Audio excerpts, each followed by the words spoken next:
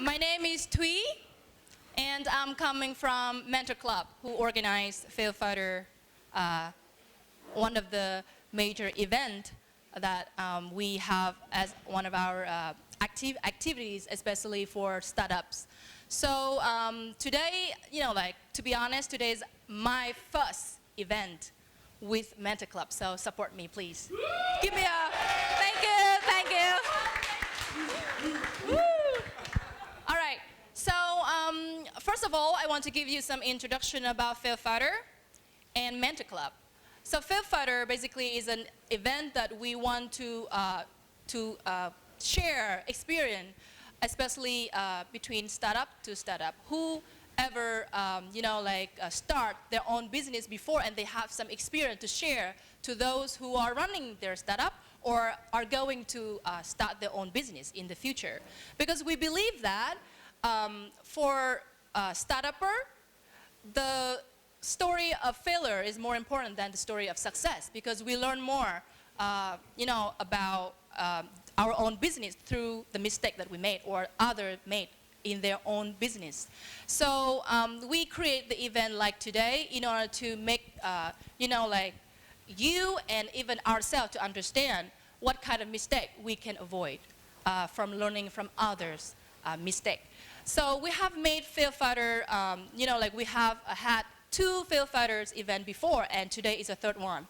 And from the feedback from the attendants in the previous event, we received a lot of positive comments, and they encourage us to make this kind of event more often. So you know what, because the startup world in Vietnam is getting bigger and bigger, because there are more and more people in Vietnam especially want to start their own business. And we hope that our event will be one of the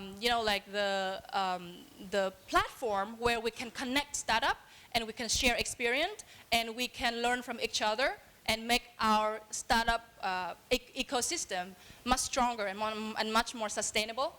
So with that spirit, Mentor Club decided to organize Fail Fighter number 3, which we have today. And for us, this is a big success because we have the most, we have so many registration this time, double than the previous event. So we really thank you for your attendance today, and please give an applause to yourself for being here today. Thank you.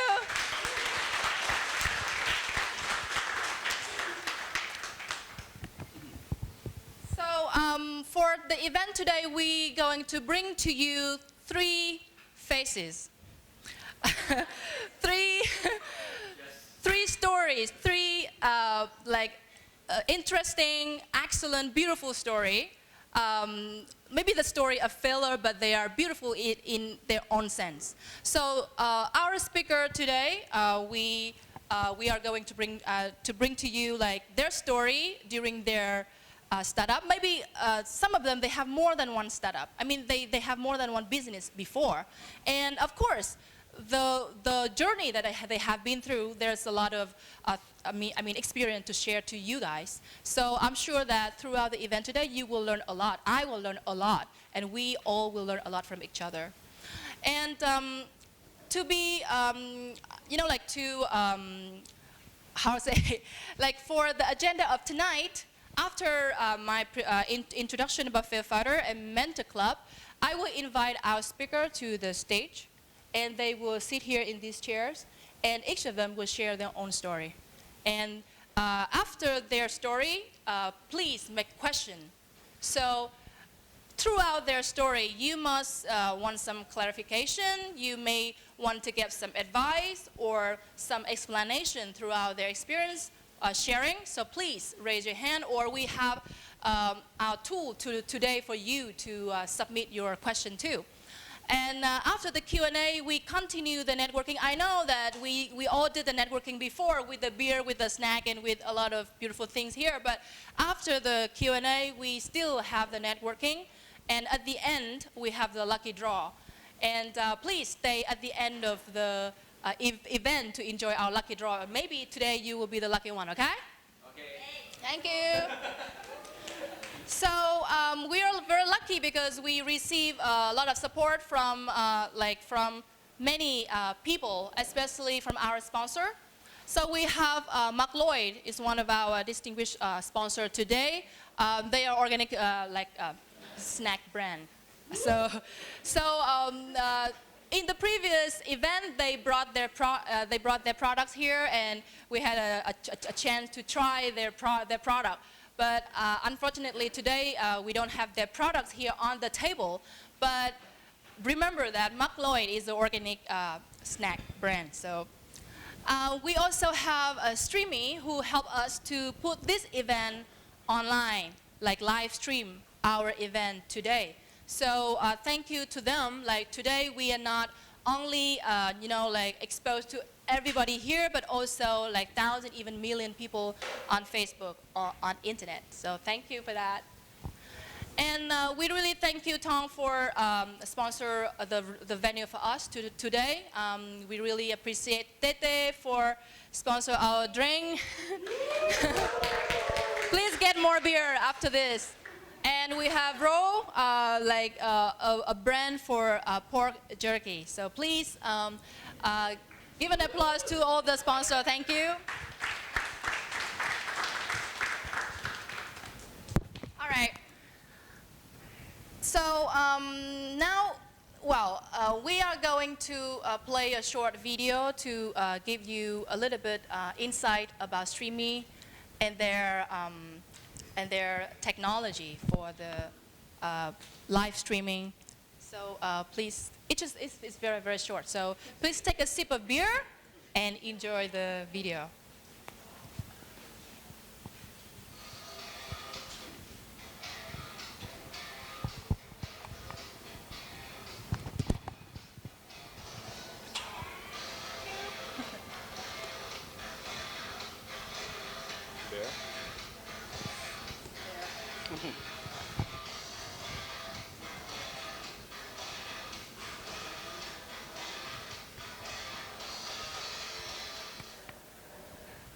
All right, thank you very much.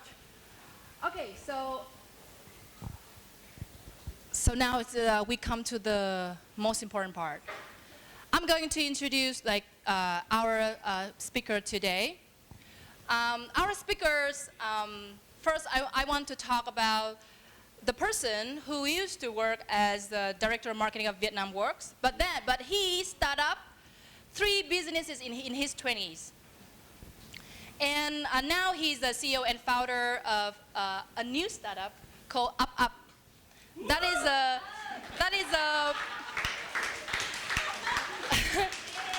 especially for those who work as in the management position or HR management position in any company. Maybe you will care about his app now, because his app is about KPI and performance management for the team members. So please welcome Paul. Please come to the stage, please. Yeah. And the second person I want to introduce is Jennifer. She's used to work in Silicon Valley, but she left everything behind to come back to Vietnam to start her own business in education. So in education industry, and she has been running her startup for 3 years already. And she has helped hundreds of people to achieve the dream, even going abroad for studying or being a better person. So please welcome Jennifer. Please welcome to the stage. So here come Warren. Warren Ng, right? Ng, right? Okay. So Warren, he has so many years holding top management position in big company. It's 5 years as regional marketing director for Raffle Group, and 10 years as managing director for ERC Singapore. But he's here today to represent his own business, his own startup. It's called Leaders Create Leaders. It's all about making or finding, coaching, and making better leaders in the future. So please welcome Warren to the stage.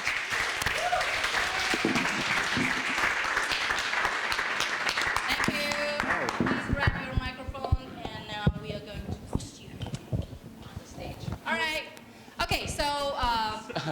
Here we have all our speakers here, so let us start with Paul. Okay, Paul, you can do a little bit, brief introduction about yourself if you want, and then can you share with us your story, your experience, your failure or mistake or whatever.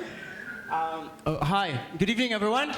Hey, Hey. Okay, so I speak in events pretty much like almost every 2 weeks in Southeast Asia, and I'm not even kidding, this is the most difficult one because it's so easy to say that, oh, I built a $20 million business in my 20s, but it's so difficult to tell everyone that I fucked up along the way.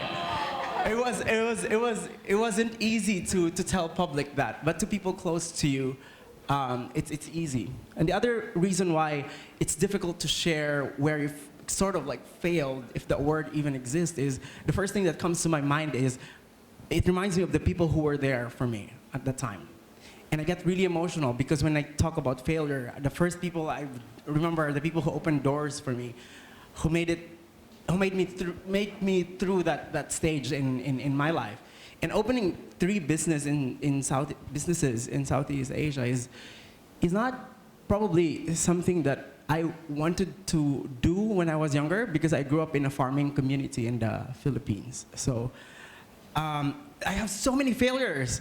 I can talk to you about it the whole night, but I would choose one that is pretty much very important to me because it's recent. It has so much impact on how I see things now, especially that I'm turning 30 next year. And yeah, so I think that sort of, let me begin with this. Failure, it doesn't exist. It exists if you go to a low point and you don't learn anything from it. It will define, failure exists if you stop acting upon that, to whatever thing you're going through or whatever challenges you're facing. That's what it is. That's what failure is. For me, it doesn't exist. But anyway, the failure that I wanted to share with you is, as our moderator said, I was working for VietnamWorks as their marketing director for almost 5 years.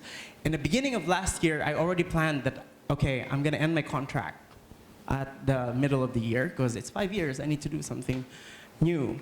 And we did app on the side. So I had an agency doing it, etc., etc. 6 months, 8 months on the go, I had the version 1 of the app. And it wasn't the app that I quit my job for, but I already quit my job. It's not the app that I paid thousands and thousands of dollars for. So for me, because I was arrogant, it was my 3rd business already, so I was like, why has this failed? It's not my fault, it's nobody's fault. When things don't go your way, the first thing I would advise, don't point a finger. Reflect. So now I take full ownership on whatever happened to that. I'd probably call whoever that agency is, I will not name, and the people involved in doing the process. It was me. I had a full-time job, and I trusted them that, you deliver what I say, etc. But again, the theory and communication, that what you say, people perceive it differently and so on. So first thing, take ownership. That failure or that result wasn't mine. So the biggest challenge for me then, okay, like, Paul, what are you going to do now? You lost 8 months. You lost thousands of dollars. And you have an app that you cannot put your name on it. So I'm going to tell you a strategy that I do personally. I call it PEAA, just so it's simpler for me to remember. PE is my initials, it's Paul Espinas. And AA is like when you go to alcoholic or something like that. You have like an AA thingy, right? In the US. Or, yeah. So I call it PEAA. And I want you guys to do it with me right now. No, it's PEAA. I'm going to tell you what they mean right now. So I want you all to think of things that you have now. It could be personal, it could be from business. Think of something that you have right now. So I have it, right? The first question you ask yourself is, do I like it? Yeah. So the first letter in PEAA is preserve. Preserve whatever you have right now that you like. Preserve it. Grow it. Be thankful for it. Whoever gave it to you, say thank you now. Okay? Thank you. Thank you. So that's the first letter. Now, think again of something that you have now. Could be personal. It could be business. And you don't like it. The next step you have to do is E, eliminate. Remove it from your life. Remove it from your business. You don't need it now. You focus on what you have that you like. So now we have PE, right? It's Paul Espinas, but it is preserve and eliminate. Those are the things that you have. Now what is AA? AA is about the things that you don't have.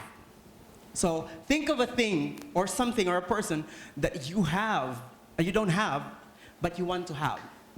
So what are you gonna do? Acquire it, achieve it. A is for achieve it. This is the things that we don't have, but we want it. We like it, so achieve it. Are we clear so far? Right. Okay. Yeah. The last A on PE, Paul Espinas AA, is things that we don't have and we don't like it. We don't want it. I don't want it in my life. That A is avoid. If you don't want friends who drink on weekends like me, avoid me. That's right. So if you come to a point where you're very low or you don't know, even just normal circumstances, even on our product design, I use this approach. I have so many ideas. I'm like, so many. So how am I gonna make a decision? Do we have it? Yes, PEAA. Preserve it if you have it and you want it. Eliminate it if you have it and you don't like it. Achieve it if you don't have it but you want it. And avoid it if you don't like it and if you don't have it and you don't want it. That's my piece of advice for tonight. Wow, thank you very much, Paul. Thank you. And I'm sure that a lot of people learn a lot from your tips, advice. Thank you very much. All right, so how about Jennifer? Do you have anything to share? Please. I have a lot. That's what I expect to hear. So many, how many of us here are curious about Silicon Valley? Yeah, about half of us are curious about Silicon Valley. And just want to share with you that I recently opened my affiliate office in Vietnam, but I still fly back and forth between Vietnam and Silicon Valley because I feel like Silicon Valley is a special place that I need to recharge. Because here in Vietnam, there's so many things happening every day, right? And we kind of having to spend a lot of effort, energy, and withdraw everything outside. And Silicon Valley is my nest, so that I can come back and recharge, be with my soulmate, and coming back here, offering my best. All right. So there are 3 stories that I would love to share with you today. And the first story happened in July 2013. I was working and then my CEO called me into the meeting room and Pepe, after some, saying how you doing, and he said that, hey Jennifer, we have to let you go because the company is not doing that well and your salary is double than the rest of your team members. And in order to save some costs for the company, we have to let you go. And I asked him like, can you give me 1 week? He said no. Yeah. And up to that point, I was full of myself. I was proud of myself because after 3 months, I got into that company. I was able to close a lot of deals for the company, and we were in hiring industry, means that I talked to hiring managers at Apple, Yahoo, Google to look for the engineers for the company. And the way we make money is that we pay the engineers some certain amount of money, and then we charge the clients a much higher salary. And up to that point, when I was letting go, I still making about 300 or 400,000 US dollars monthly. But because we have so many investment outside, so the company is not doing well. And I was mad. I was sad. I was mad. I think that I was a good asset for the company, why I was letting go. And after a while, I got back home, I think, and I realized that Because I was so full of myself, I stopped improving myself. I stopped contributing my best for the company for the past 4 months prior to that day. So in short, the lesson is, do your best because your boss will know. Do your best. Do your best. In a working environment, right, sometimes we fulfill our responsibilities, but sometimes we need to offer a little more than that. And we think that maybe our employers doesn't know, or maybe because we do just do good enough. But in this working environment, there's always better people. And without that attitude, without that commitment, there's always better people who will take our places.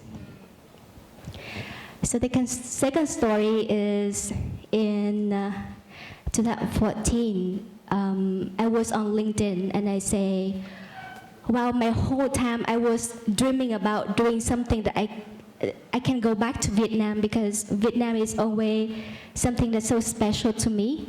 And I was searching on LinkedIn and I key in the word bilingual Vietnamese English, and then there's this job pop up, and the company is in IT outsourcing. And what I do is that I will fly back to Vietnam, and then we will have some different IT vendors so that we can work with.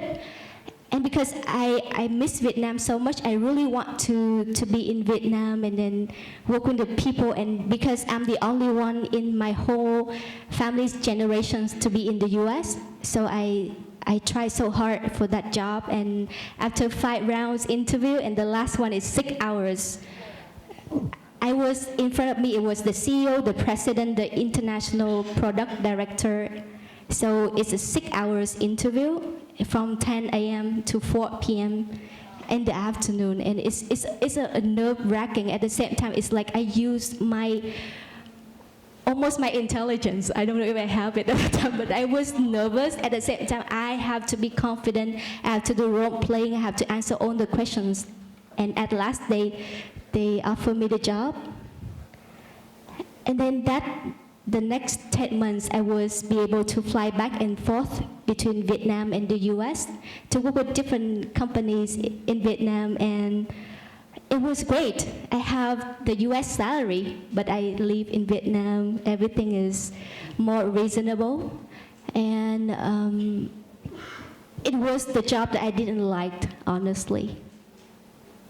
IT was not my passion. And it's not my strength, because prior to the US, I worked for about 6 years in Vietnam in finance, in stock market, in all the financial thing, because I graduated from banking university in Ho Chi Minh City. And then I say, wow, because I love that job so much, and I was from Silicon Valley, I need to get that job. But eventually I realized that IT is something above me, because I need to be in like very high CEO and president meetings, and I have to talk very technically.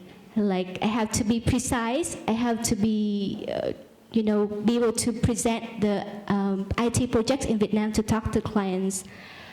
And up to one point, like I was stressful.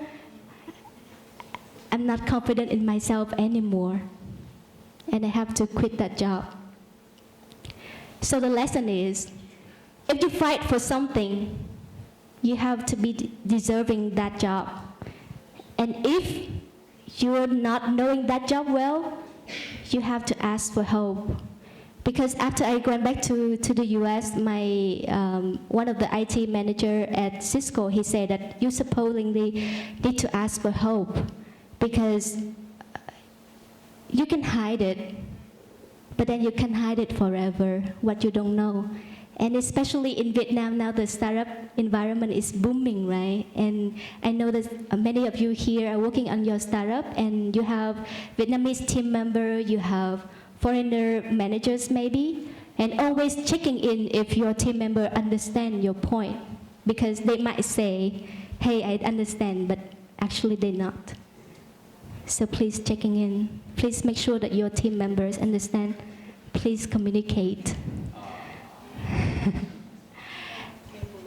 And the last short story that I would love to share is, so 2014, September 2014, I say, okay, so I quit that job. I need to go back to the US, and I talked to a couple of people, and I decided to working in education, which is my side business in the past 7 years. And then I founded American Education Alliance with my co-founder. But after 1 month after I announced my company, the co-founder left the company. Yeah, she was my best friend for 8 years, and we were spending all the up and down together. But once we mixed the friendship and business, and because we didn't communicate clearly, it was broken, and I was losing my best friend, the only best friend I have for the past 8 years. So it's a one-woman shop that I do everything, and a couple months later, there was a young student. He applied to become our employee, and I said, yeah, why don't you come in and interview with us? And I took him in. It was so much up and down since he joined. Like, he didn't have much experience, and it means I have to taught him a lot of things that, you know, everything from the way he talked to the clients, the way he managed the projects, and I was completely patient with that person. And after a while, he was promoted to the manager. And then back in July 2017, I was having a meeting with Miss Vũ from Elsa. Have any of us know Miss Vũ from Elsa? Yeah, I was having lunch with her in San Francisco, and this is what she shared to me, that I shared with her that I'm looking for an investor. She said that, oh, you don't need to have an investor because this is a cash flow business. You can generate cash from day one, and then why you have to bring out an outside investor? Because at the early stage of the business, if you have an investor, maybe it would take a lot of percentage of the company, and it's not necessary. And she said that no matter how much you try, you still have to have a co-founder. The co-founder doesn't need to be a person that started the company with you from day one, but that is the one that fights for the company as hard as you do. And when you are down, that person will bring you up. When that person brings you up, you will be the motivation to fight for what you so much believe in, the same way with you. And after I met her, I looked back and I saw that the very one young person to apply to be our employee, then to be the manager, then I grant him the ability to bow as a co-founder. And in April, we will get married in the US.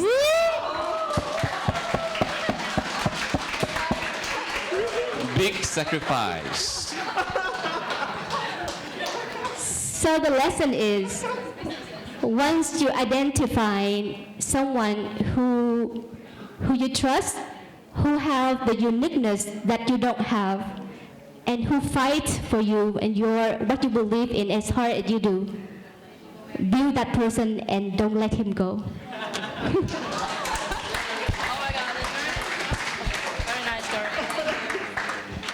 Thank you, Jennifer. All right, so we come to Warren. Please share some. Can I change my seat a little bit to? Yeah, sure. You're on the spotlight and you don't like it? Yeah, just so that we can engage. Thank you so much. So here comes Warren. All right, hi guys. Good evening. Paul has got one story. Jennifer has got 3 stories. How many stories do you want to hear? 5. There'll be 3 days, 3 nights. Well, my name is Warren. I'm not from Silicon Valley. I'm from another country with a capital S. Singapore. Who likes to know more about Singapore? Just kidding. Right, so I've been in Vietnam for the past 15 years, and I majored in economics when I was in National University of Singapore, and my minor was in Vietnamese. And that started my first love affair with Vietnam. I've got 2 startups at the moment, so maybe I'll just share with you my 2 startups and my 2 failures. The first one is I've been in education for the past 10 years with various international universities from Singapore. And through the journey, I realized that, one of the biggest expenditure for education is actually the property, right? You need to pay for the rental, you need to do the renovation and stuff, and thought there must be something that we can do to reach out to more students beyond Ho Chi Minh City and not pay rental. So this beautiful, amazing idea came out. Học Zita, yeah, which means what shall I learn in Vietnamese? I was literally doing housework at home in Singapore, mopping the floor, and I was thinking to myself in Vietnamese, tên là gì, tên gì ta, which is, what is the name? And then suddenly, Hảo gì ta? And I was like, wow, that's a pretty cool name. And then we started, and I found a co-founder. We invested money. I was the main shareholder, and through the past 2 years, lots of ups and downs, lots of tears, lots of frustrations. Because the original idea was empowering people, connecting teachers and students. And the original dream was like, okay, you know what? Within 3 months, we'll reach 1 million users. Within 2 years, we'll reach 5 million. We'll go IPO, we'll be the unicorn and things like that. Right? We're flying very high. How much? 50,000, 100,000? Okay, let's do it. Well, as most of you would have guessed, so after 3 years, we've got 300 learners. 300 learners, active learners, yeah, 300. Revenue was probably, in the range of 2,000 US per month, right? And this hot-blooded, filled with lots of ideas, corporate managing director guy is now staring in the mirror and asking myself, what happened? It was a very stuck moment. And every month, struggling, paying salaries, this and that, marketing, how to spend dollars more effectively, using credit cards to pay for stuff that we shouldn't be using credit cards for. How many of you has got this experience before? Yeah. Yeah, so it is still struggling. There's no lesson to it. I'm still struggling with this startup, and I'm still figuring out. So our latest restructuring strategy is maybe turn it into a social learning platform rather than just teaching online, English online. So yeah, we're still finding solutions. We are still figuring out in the dark, and I think to me that is a very humbling experience, about, I can be the one with a lot of corporate experience managing 100 people, but I have difficulty managing 5 people. Right? You call the shots. You want an air ticket, the air ticket is here. You want a car is them buying for you, right? You want to have a dinner, they book the restaurant for you. And now, this person has to do everything, including meeting customers, doing quotation, saying hello, this and that. So, and it is sometimes in the midst of the night that I look out of my window and I ask myself, is this worth it? It's tiring, and I've never been so challenged in my life before. And it's tough. So for those of you who has got your own startup, you understand. For those of you who are thinking about a startup, think twice. think twice. It's not for everyone. It's not for everyone. And it is through this that, is like what Simon Sinek mentioned, is about going to your core, right? Your why. If you have a strong why, you have a strong purpose, it is through these low times, these tough times, these tears that is flowing down, that this why is going to be the one that is going to hold the space through the darkness, right? And remain that calmness to not knowing what to do next, but still in the process of figuring things out. So that's my first story. Are you up for the second story? Yes. So being this corporate guy, has been, and the one thing I regret is I started my startup too late. I'm 42 years old now, so I've been in corporate life since I graduated, right? And so my last corporate life was managing director of an international school, and it was like my baby. I started from ground, from finding the building to renovating to recruitment to students to getting the teachers in, everything. So it has been 7 years and 7 years of hard work, 7 years of treating the school, the corporation like my own baby. Yep. And there were some changes. So a new director from Singapore took over.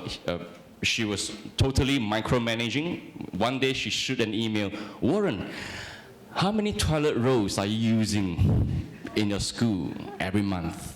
I was like, that's a good question. What a coach. So I checked my accountant, how many? 50? 50. And then she replied, "Warren, how many bahts do you have in Vietnam?" Bahts. For the toilet rolls, right? You gotta be accountable for the toilet rolls, my friends. Right, so I was like, okay, this and that. When, one of the things in Vietnam is expected, unexpected, anything can happen. So in the midst of the operation of the school, a group of gangsters came over and said, "You know what, we bought the building, we want to take over the school." I was like, "No, we still have a lease, it's like 10 more years. No, this is our purchase lease, we got the building." So we got the police came. After a few minutes, the police started to laugh with the gangsters. Uh-oh. Not a good sign. Negotiate for 1 week, 2 weeks. In the midst of the negotiations, the new chair lady emailed and said that, "Warren, you missed your target this month, so we will not pay your salary until you hit your target." I was like, that was 10 p.m. at night. That was 7 years of hard work, 7 years of dedication, 7 years of love. And I wrote my resignation letter with one sentence: "You can go fuck yourself."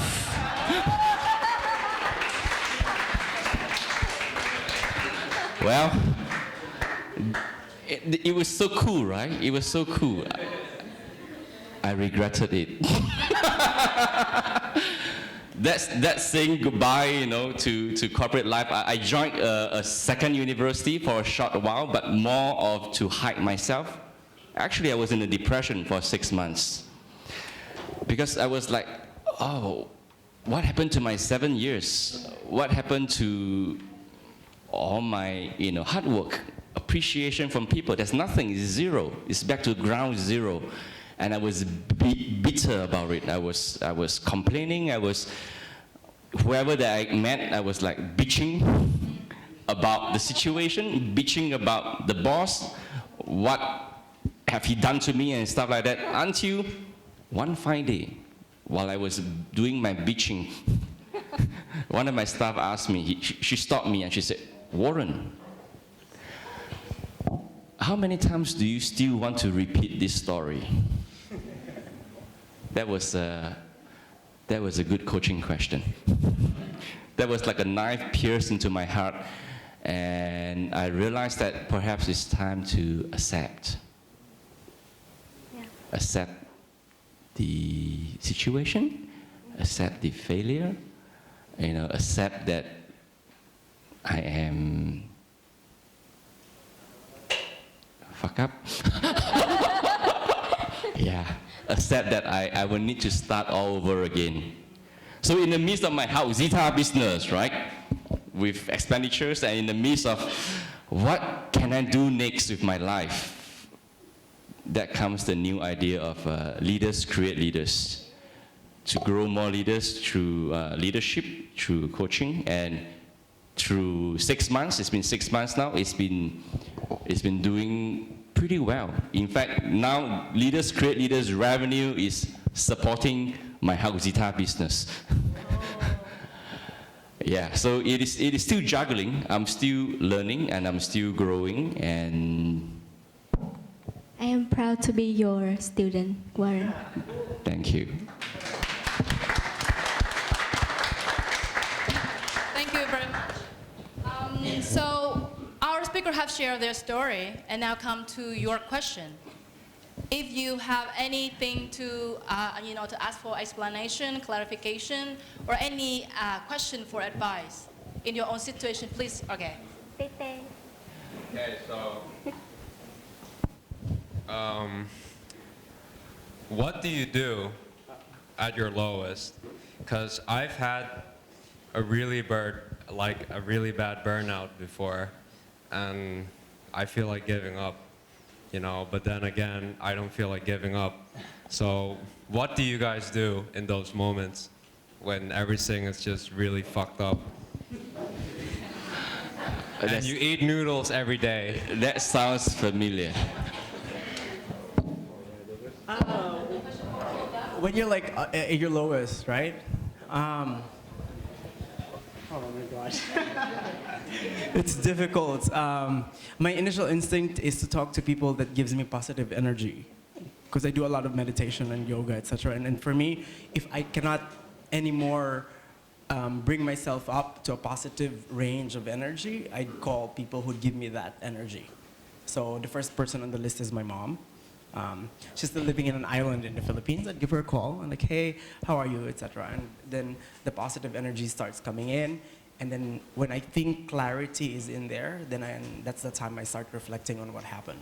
But it's like, what was that rule? Like, don't make any decisions when you're angry or you're sad, and don't give any rewards or invites when you're very happy. Something like that. So it's a management rule that I'm following. But with reference to your question, it's all about energy that I'd call, and it's my mom. That's the first person I'd call. Because I do the same. Like, I also call my mom when I'm really sad. No, it's not. I'm like, Mom, I really feel like shit. No, I don't tell her that because she's gonna get worried. So I Yeah. just tell her like, hey, how are you? And she's gonna start speaking in my dialect, like, oh, kumusta ka dida? Nanay mo gihimo dida? All of a sudden, it feels home right away. And then clarity starts coming in because positive energy is with me. I would love to echo on what Paul said, and that was happening to me in around that July 2014 when I left that IT job that I didn't love, and I came back to US. I didn't know what to do. I was unhappy with myself. I didn't figure out what to do next in my life because I was pretty fed up with the corporate world. I feel like there's something bigger than that for me to do. And then there's one friend recommended me about this work exchange program. It's called Karma Yoga. And basically, we go to that village in Nevada. It's not too far from Los Angeles. And we work there for 2 weeks in exchange to have any yoga or meditation classes that we wanted. And I didn't know that that is also the biggest event of the year, that every people that pursue that spiritual practice, they come all together all around in different countries, and about 400 guests come to that event. And as a karma yogi, I was cleaning the toilet, which is very dirty.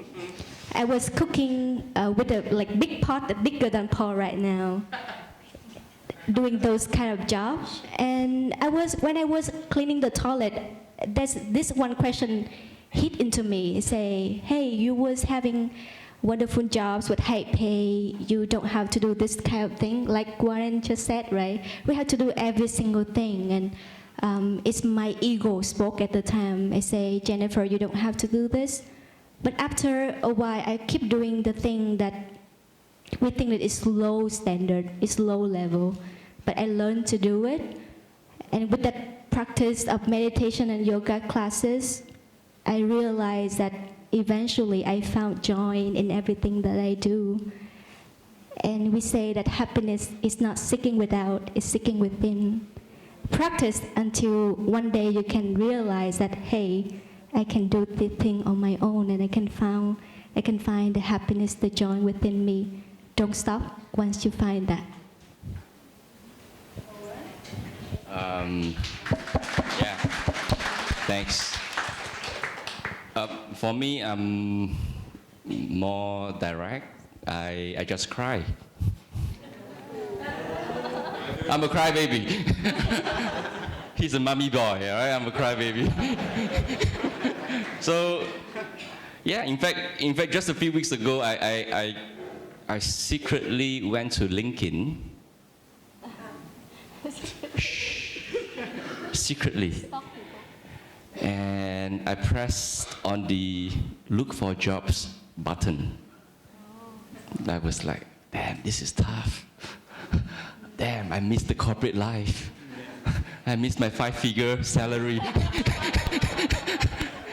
It's like, why am I doing all this? And then, just this weekend I was in Singapore and I had a huge quarrel with my wife because she was questioning me. She was questioning my decision about why am I being so selfish, putting my dream and my passion in front and sacrificing the family's well-being. And I was in the living room, she was in the bedroom, I was crying. I was sitting on the sofa and I was like, am I such a disappointment? Am I a disappointment? Not just to my wife, to myself, to my family, to my parents. And I was literally crying there for 30 minutes until I'm tired. And you let that out of the system. It's about being true to our feelings. And I feel better. And I move on and I fly to Ho Chi Minh City. Life still goes on, and I know it's a dark corner, and sometimes we talk to friends, family, sometimes we go through it ourselves. Can I add something to the... He said that he smoked a lot of weed. Yeah. I can see in your eyes. But he's delicious. I want to add something to that, though. For me, and this is my opinion, I don't know what other people's experience are, but your lowest point is very similar with your peak point. Not when you're on weed, but like, let me qualify that. Like when you're at your lowest point, it feels like, oh, the world is so against you, like things are not going your plan, etc. This should have not happened and all that stuff. So you lose balance, and then you lose clarity on what to do next. It happened to me 4 years ago when my first startup got invested, and the first 7 digits in dollars I've seen in my bank account. So I go cray-cray. I flew to Peru, and I didn't know what to do with the money. I'm like, oh, in my life, I only wanted 7 digits in Philippine pesos, and that is $20,000. But now I have 7 digits in dollars, so what am I gonna do with it? I flew to Peru, I went to the north of Thailand, and I did a silent retreat and all these things. So for me, whether you're at your lowest or you're at your peak, most unexpected time, you lose balance and you lose clarity. Your job now as an individual is to go back in the middle and move forward with clarity and balance, because that's what you need to grow. So come back to the balance point, right? Yeah. I'm sharing a lot with the story that our speaker shared with you today, because I myself started my own business a few years ago, and it failed. So I spent a lot of time and I work on my own business all by myself, which is the lesson that I've learned, that never do anything all by myself. I need help. I need people to come and cooperate with me. So my barrier at that time was like, I took the reason because my business concept was so new to people, so people may not understand my idea. So I took that as an excuse for not sharing that to others.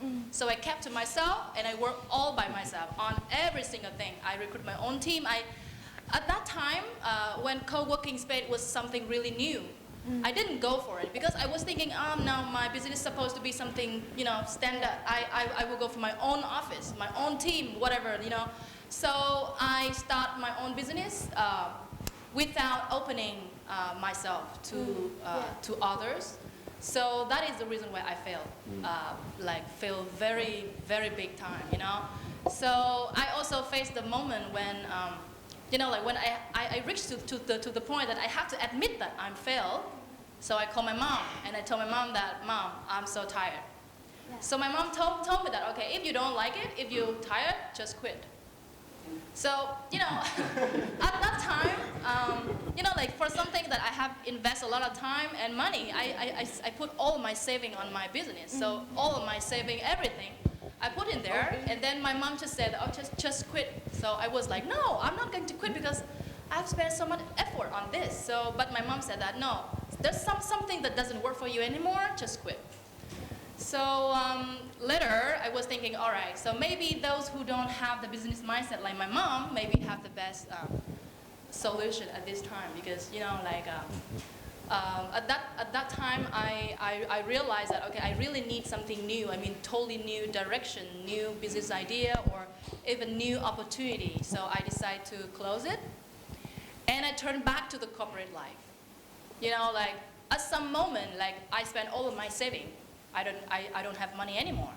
So I have to earn money for whatever come up in the future. So I turned back to the corporate life, and even though we all say that corporate life is something it take your freedom away, but our bank account feel happy, right? Yeah. So for a short period of time, the corporate life was really a solution for me to stand on my feet again.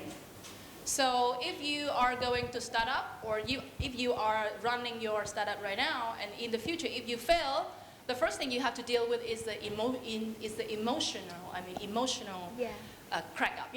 You have to deal with it fast. You have to get back to the balance point, as Paul said. You have to get balanced. Okay, you accept it, admit it. Okay, I'm failed, fine. And you have to find the solution for maybe your financial situation. You have no money, and then you have to feed yourself first, right? So maybe get back to your full-time job is fine, and find a new. Sometime in the future, the opportunity come, the idea come, you will turn back to the business.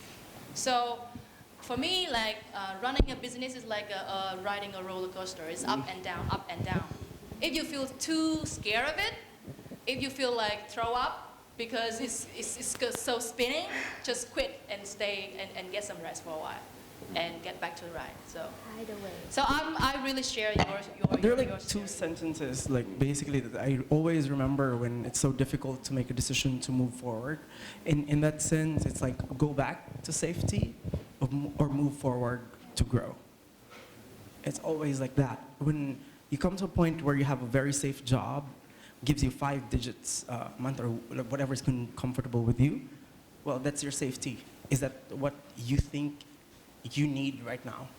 But if you want to grow, move forward. It's just 2 sentences. Okay, so we have a few more questions. So here we go. Hi, Warren. Hello, We met sorry. briefly before. I have a question specifically for you, Warren. Warren. Yeah. Me? I'm very intrigued by the fact that you went from corporate life to suddenly a startup environment, which is a choice that I also made very, very recently. I'm not leading my own startup, but I'm part of a startup. And I'm having difficulties adapting to it because from what I hear, I have the impression that you had difficulties with adapting to the new way of life, let's say, where an introduction in corporate life, if you work for a big company, is not really needed. everybody really understands what you do, know who you are from, doors open a lot more easily, Right. which was the case for me. Right. Now that is absolutely not the case, and I'm even having difficulties explaining in the simplest way what I do. And that's a struggle, which I have the impression that is something that you have been struggling with as well, that change. Is there any advice that you would give for that situation? Did you let go? Is that something that you continuously struggle with? Is that, yeah. How does that go? Thank you, Remy. It's a great question. Let's give me a round of applause.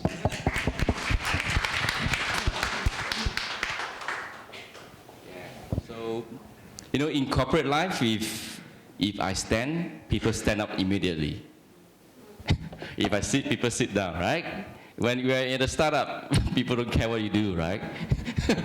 It's just like, okay, see you, bye. Yeah, and how did I get used to it?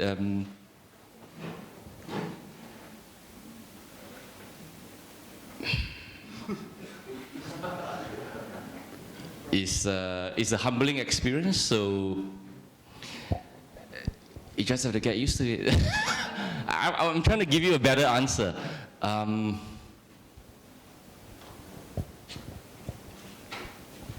Knowing that it's a startup and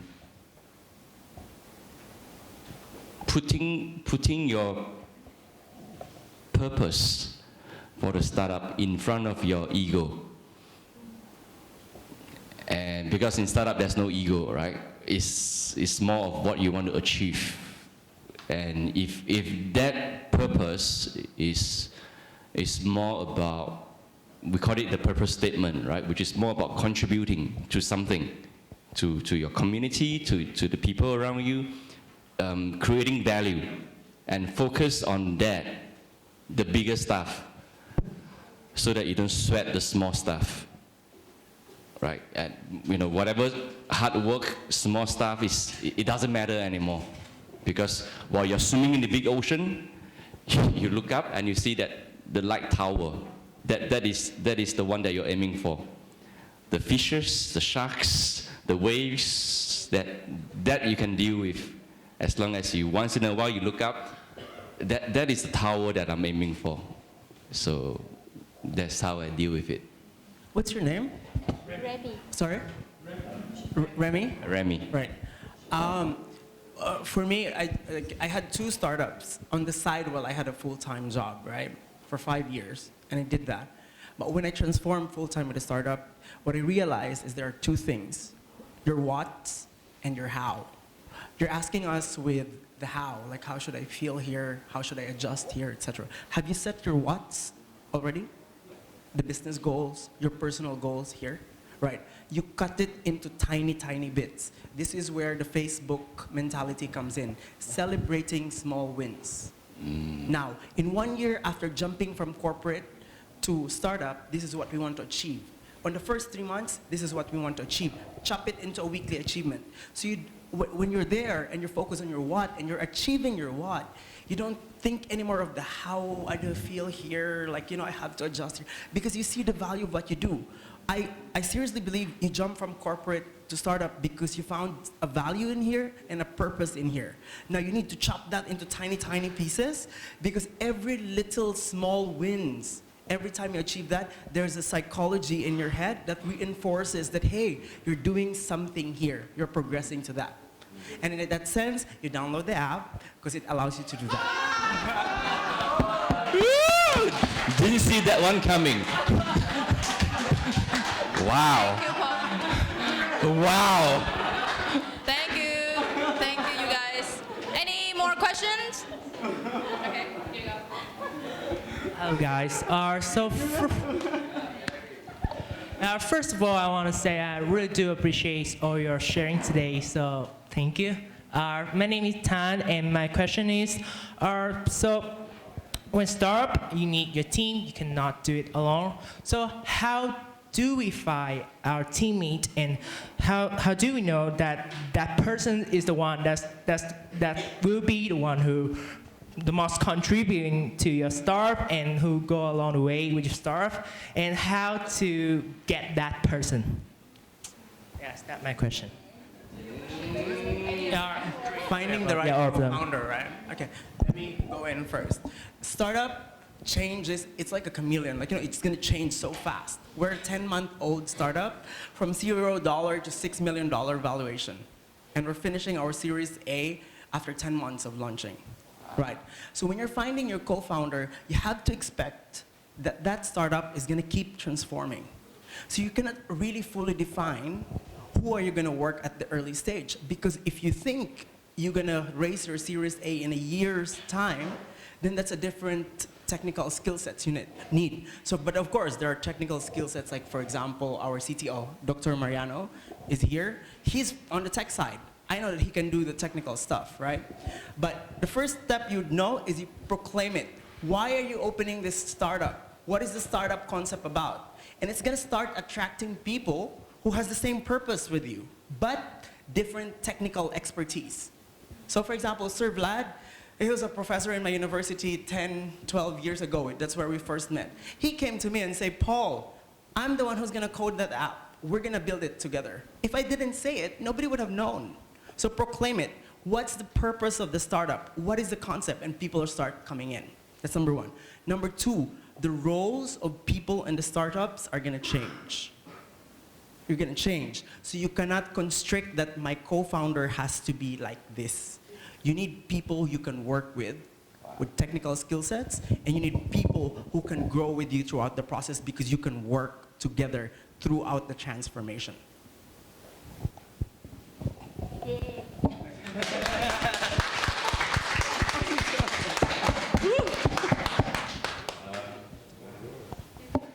For me, that is one of my failures, because for Zita, for example, I have one co-founder, and we really believe in the idea and we work very hard.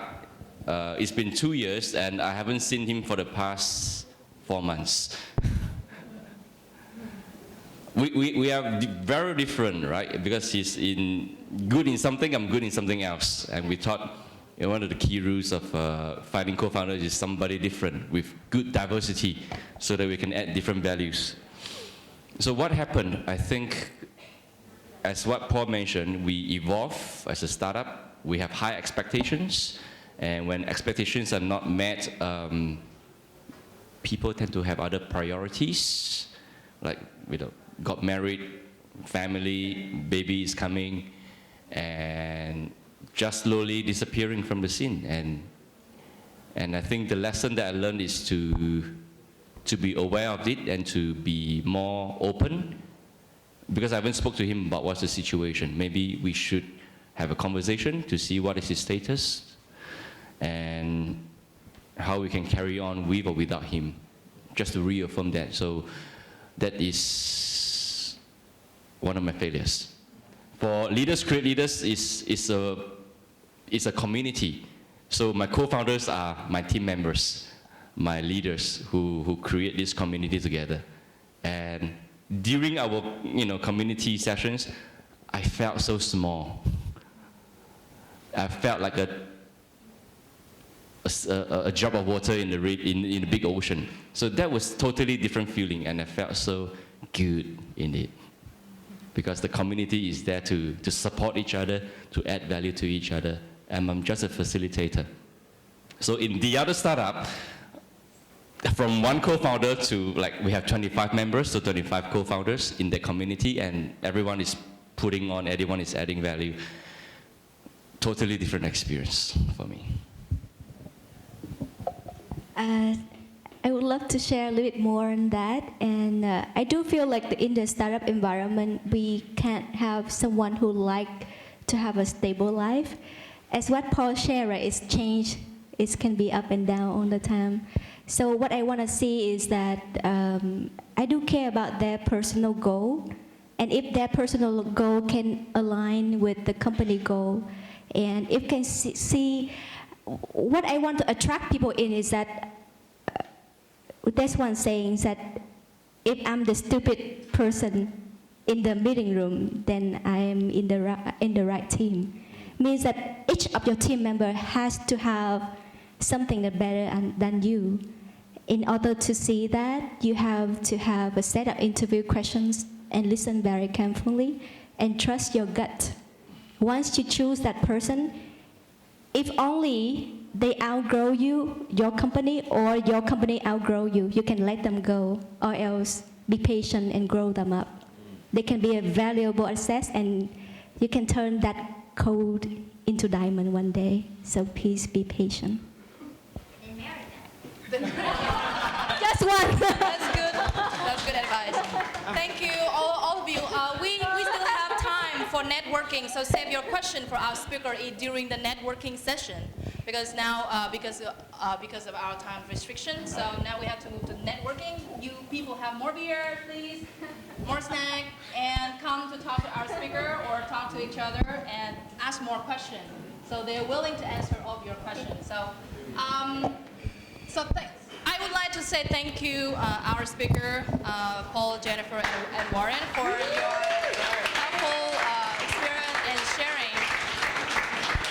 And please, this is just the first part of our event. We still have networking event now, so please stay, enjoy your time, and we at the end of the networking event we will have lucky draw. So please stay and get your luck.